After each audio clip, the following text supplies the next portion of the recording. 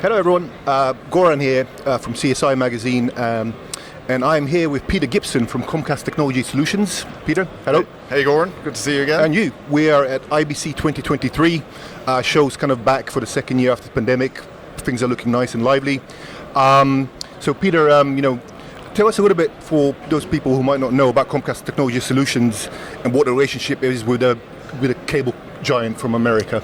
Yeah, absolutely. So Comcast Technology Solutions, we've been in the streaming and broadcast space for over 25 years. And really what we do is we take technology and innovation from Comcast and infrastructure and commercially make that available out in the marketplace. Mm-hmm. Can I ask you a quick follow-up question regarding to that? Do people think, you might be too closely tied to Comcast, or does it help you open doors being related to a company such as Comcast? I think it's completely a benefit.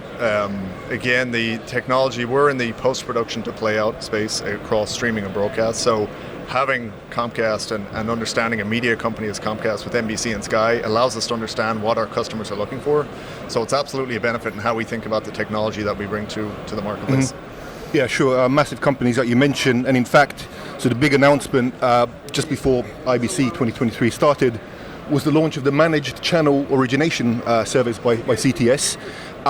Can you tell us a little bit about that? And I know Comcast and Sky are kind of involved in that as well. Absolutely. Yeah, so very excited to announce our new cloud-based Managed Channel Origination in EMEA.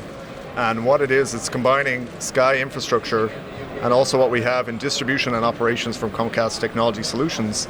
So it allows companies to consider the outsource of their linear channels across creation, management, and distribution for live linear channels with a fully managed 24/7 service. Mm-hmm.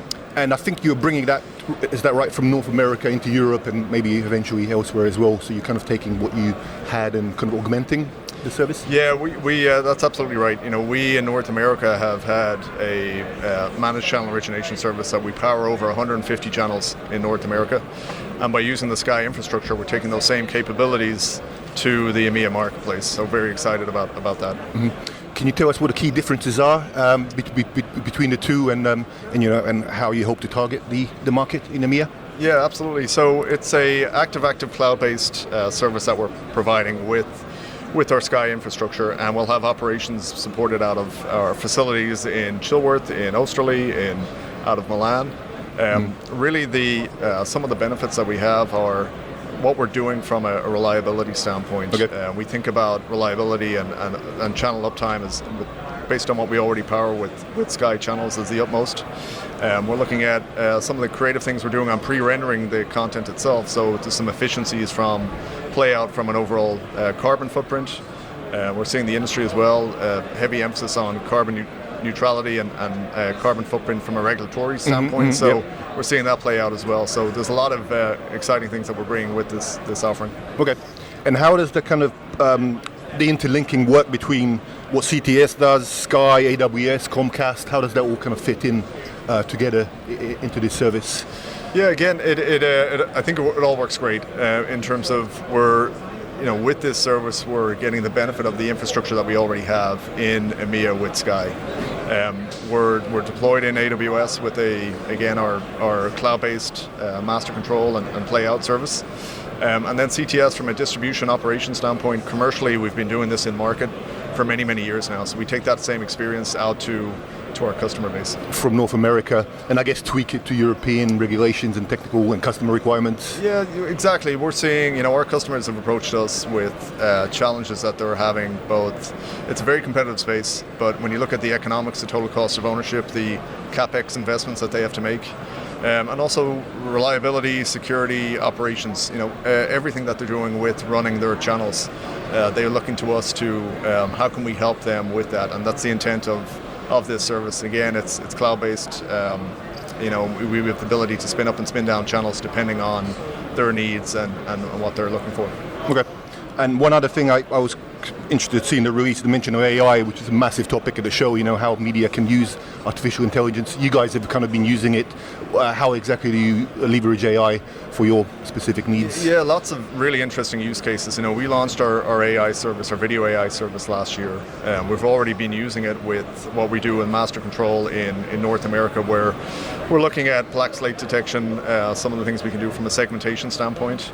But we're excited about video AI as a additional capability within the service where we can also offer broadcasters and content owners the ability to understand the metadata associated with their content. Right. So not only can we build the channel, but now you can also get more rich metadata to drive their consumer experiences and how they want to, build out their content. So we think there's a really nice kind of play there with video AI along with the product offering. Right. And that's good, actually. Metadata, broadcasters always tell me, is one of their key challenges, kind of standardize, trying to standardize metadata and use metadata. So I think that's very useful to do. Yeah, absolutely. Many cases you've got what we take in from customers will take in traffic schedule, will take in the content, all the subtitles, all the graphics and overlays, but in many cases that rich metadata that can really drive differentiated, personalized consumer experience doesn't exist. So to be able to have access to that VOD content already, we can run it through our AI technology stack and extract all that metadata, and again offer that up into something that can be used downstream for further OTT experiences. Okay. Well, it seems that there's a lot there under the hood.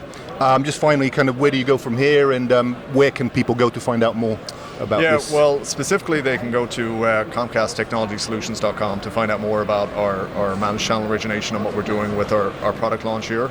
Where we go from here is just excited to bring this to the market. And again, this is something, as I mentioned, we're already doing today at scale. But now it's about opening up additional capabilities that we have in EMEA to customers. At even more scale, and redundancy and all the rest of it. Yep. Okay. Thanks very much for your time, Peter. Nice chatting to you. Hope things go well for you. And thank you all for watching. Until next time, this is Goran.